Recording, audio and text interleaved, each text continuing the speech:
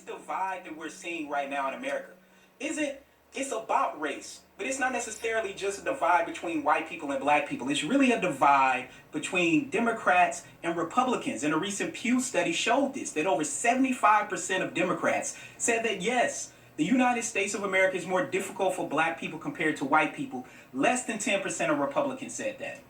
So you saw this as less about race and more about politics. I mean, there was a noose, outside of the Capitol that had been erected. I mean, it took some real planning to put it there. There were news crews, their equipment that was trashed, and then someone used some of the cable to erect a noose.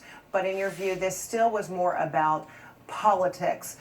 That was, I guess, the intent of most of these writers?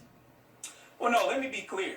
This is definitely about race on behalf of what I call domestic terrorists who stormed the Capitol. I want people to keep in mind this. This is the key question. Imagine if the people who stormed the Capitol last week were not white. That speaks to the role that race plays in America. You mentioned the noose. We could also talk about black Capitol police officers who reported being called the N-word. We can highlight the Nazi paraphernalia. It was very clear that they were doubling down on racism. And that's one of the interesting things about policing and racism in America.